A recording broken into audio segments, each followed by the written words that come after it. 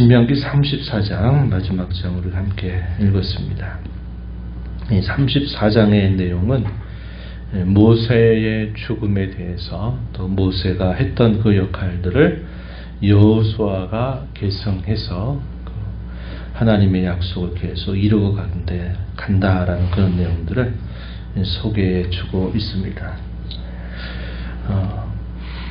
모세 죽음에 대한 말씀은 8절까지 기록이 됩니다. 그리고 9절 이하가 이제 여호수아가 이 모세의 뒤를 이어서 계승한 내용들이 소개가 됩니다.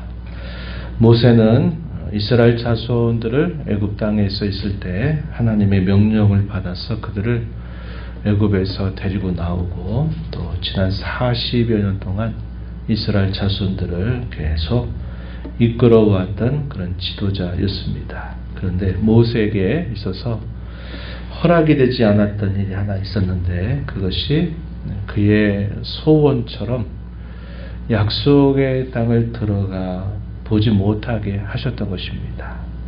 너의 역할은 여기까지다 하시면서 하나님이 이 모세는 약속의 땅을 바라보게는 하셨지만 그 약속의 땅은 들어가지 못한 채 그의 모든 소임, 그에게 주어졌던 모든 사명을 마무리하게 하셨다는 것입니다. 본문 1절에 보면 느고산에 올라 비스가 산 꼭대기에 이르렀다 이렇게 표현했습니다. 그래서 하나님이 그에게 약속의 땅을 멀리 바라보도록 하나님이 하시고서는 하나님께서 그를 마침내 데려가시는 그런 모습이 소개가 됩니다. 하나님께서 모세를 불러서 지난 40여 년 동안 그를 통해서 이루고자 하셨던 바는 거기까지였다 하는 겁니다. 하나님께서 각 사람의 인생에게 분정해 주신 삶, 그의 삶을 불러주셔서 그의 삶의 기한을 정해 주신 것이 바로 거기까지였다 하는 것을 우리가 알게 됩니다. 우리의 인생도 마찬가지입니다. 하나님께서 우리에게 분정해 주신 그 삶까지 우리가 살다가 우리도 결국 이 땅을 떠나게 되는 인생이다 하는 것을 우리가 알게 되죠. 대개 우리가 그 끝이 언제인가는 알지 못합니다. 그래서 우리는 우리의 인생의 끝을 감추시는 하나님 앞에서 우리의 인생은 항상 기회의 시간이다 라는 생각을 갖고 주께서 우리를 언제 부르실지 모른다. 주님이 부르시면 우리의 주어진 삶이 거기까지다 라는 생각을 가지고 우리는 우리에게 주어진 하루하루를 소중한 기회처럼 여기면서 우리가 살아가야만 된다. 이것을 배우게 됩니다. 그래서 우리가 늘 이야기하듯이 내일이라고 하는 시간은 우리가 장담할 수도 없는 시간이고 우리의 영역의 시간이 아니다 하는 것을 우리가 기억하고 오늘이라고 하는 이 시간에 우리가 하나님 앞에 할 수 있는 우리의 최선을 다하겠다는 그런 마음 가지고 살아가는 것이 하루하루를 지혜롭게 살아가는 삶이다 하는 것을 우리가 알게 됩니다. 4절에 보면 하나님께서 그 약속의 땅을 보여주시면서 이것이 내가 아브라함과 이삭과 야곱에게 맹세해서 그의 후손에게 주리라고 한 땅이다 이렇게 말씀합니다. 모세에게는 들어가는 것이 허락되지 않았지만 그러나 그 땅은 하나님께서 예적부터 그의 조상들에게 말씀하신 바와 같이 지금 이 모압 평지에 있는 이스라엘 자손들이 반드시 들어가서 차지하게 될 약속의 땅이다 하는 사실을 모세에게 확인시켜 줍니다. 그는 소원을 했어요. 하나님 앞에 들어가기를 소원하고 아뢰었지만 아니야. 이렇게 하나님이 말씀하셨을 때 모세는 더 이상 그것에 관하여 아무런 생각을 하지 않았습니다. 우리 편에는 어떤 생각할 수 있습니까? 애굽에서부터 40년 동안 이렇게 인도에 왔는데 왜 저에게 이런 약속의 땅을 들어가지 못하게 합니까? 이렇게 충분히 생각해 볼 수도 있고 또 어떻게 보면 원망스러울 수도 있지만 그가 하나님 앞에 그 소원을 아뢰었을 때 아니야, 넌 거기까지야 라고 하셨을 때 모세는 더 이상 그것에 관하여 하나님께 여쭙거나 또 그것에 관하여 불평하거나 원망하지 않았습니다. 자기에게 주어진 그 삶을 그대로 받아들이고 살아간 것이죠. 우리는 생각해 볼 수 있습니다. 왜 하나님께서 모세에게 그 땅을 밟지 않도록 하셨을까 할 때는 하나님의 지혜로운 섭리가 그 안에 담겨 있다 하는 것입니다. 어떤 사람들은 이런 사실을 두고 모세는 하나님 나라에 들어가지 못했다 이렇게 또 말하는 것은 대단히 성경을 모르는 그런 이야기가 될 것입니다. 모세가 했던 역할들은 그들로 하여금 이스라엘 백성들로 하여금 약속의 땅에 들어가게 하는 그 역할을 맡은 것이었다 하는 것이죠. 신약 성경에 하게 되면 예수님과 모세를 비교합니다. 율법은 예수님이 오시기 전까지다 라는 말을 하죠. 그리고 율법의 그 완성을 하신 분이 예수님이다 하는 사실을 이야기합니다.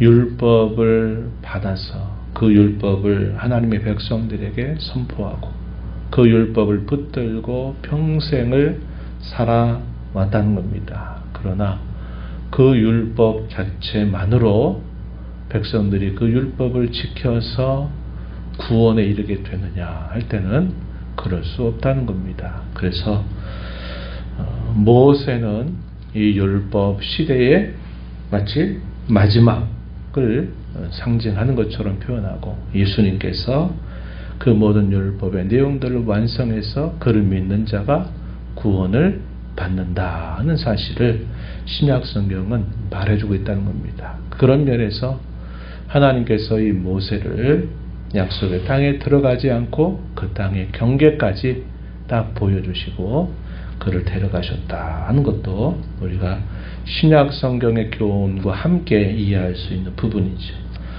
물론 예수님 하나님께서 말씀하셨던 하나의 표면적인 이유는 그 백성들 가운데 그 백성들이 반역한 일을 두고서 모세가 하나님의 영광과 거룩하심을 나타내지 아니했기 때문에 하나님이 너는 약속의 땅에 들어가지 못하리라 하신 것처럼 구약 성경은 표현하기도 했습니다. 모세가 오랜 세월들을 이스라엘 백성들을 인도하면서 수많은 일들을 경험하고 그 일들 속에서 그 백성들이 겪었던 많은 경험들을 그가 보았기 때문에 똑같은 문제들로 인해서 또 하나님을 원망하고 불평했던 이스라엘 자손들을 보면서 그의 마음이 얼마나 상했겠습니까? 또 한편으로는 그의 마음 속에 분이 나기도 한 겁니다. 왜? 그런 일을 겪다가 큰 일을 당한 것을 알면서 또 하나님을 똑같은 일로 또 원망하는 것인가 하는 것에 대해서 그의 마음속에 상하기도 하고 또 분이 나기도 해서 그가 반석을 2번 내리쳤다 하는 것을 우리가 기억하죠. 그런데 그 일로 인해서 하나님이 모세에게 네가 내 백성 앞에 나의 거룩함과 영광을 드러내야 될 제가 왜 네가 분을 내서 내 영광을 가렸느냐 하면서 하나님이 모세를 책망하신 일이 있었습니다. 근데 그것은 하나의 표면적인 그런 이유에 해당이 되고 궁극적으로는 하나님께서 이 구원의 조건이라고나 할까 이런 것들이 무엇인가를 모세의 삶을 통해서 보여주게 하기 위해서 그를 약속의 땅에 들어가지 않도록 너는 여기까지다 하고 그를 데려가셨다 하는 것입니다. 사실상 약속의 땅에 들어간다고 하는 것은 역사적인 사실이지만 우리의 구원에 관하여 가르쳐 주는 교훈은 무엇이냐면 그들이 약속의 땅에 들어가는 것이 마치 다 구원이고 약속의 땅에 들어가지 못하면 구원을 못 받는 것이다 이렇게 생각하지는 않아야만 된다는 겁니다. 약속의 땅은 뭘까요? 하나의 비유입니다. 비유죠. 참되고 영원한 본향이 우리에게 남아있다라는 것을 보여주는 하나의 비유입니다. 하나님이 자기 백성들을 구원하셔서 그들을 하나님이 약속하신 곳에 이르게 하신다 하는 것에 대한 역사의 큰 비유, 이것이 바로 출애굽 사건, 또 그들이 가나안 땅에 들어가는 일이었다는 겁니다. 우리가 아는 바와 같이 이스라엘 자손들이 가나안 땅에 들어가서 그러면 다 그들이 구원받았습니까? 아니잖아요. 약속의 땅에 들어가서 살면서 가나안 종교를 섬기고 우상 숭배하고 하나님의 뜻을 저버림으로 그 약속의 땅에서 또 죽은 사람들이 얼마나 많으냐는 겁니다. 약속의 땅에 들어간다 하는 것은 하나의 상징적인 교훈을 우리에게 전달해 주는 것이 된다 하는 겁니다. 히브리서 11장 13절에서 그렇게 말하죠.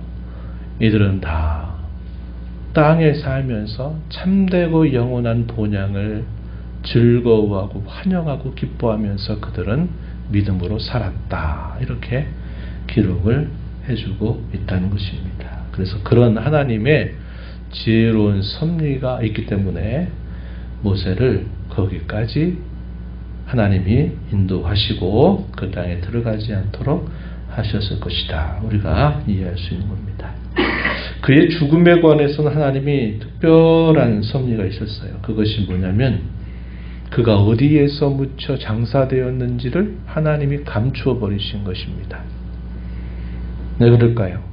모세가 여기 죽어서 여기 무덤에 여기에 안치되어 있대, 이런 말을 사람들이 알면 또 그것을 하나의 특별한 종교나 우상으로 만들 위험이 있다는 것이죠. 그래서 하나님께서 이 모세의 죽음의 장소 그리고 그가 묻힌 장소를 숨겨버리신 겁니다. 사람들로 헛된 것에 숭배하고 헛된 것에 그들의 마음이 빼앗기지 않도록 하시기 위한 조치였다 하는 것을 우리가 알 수 있습니다.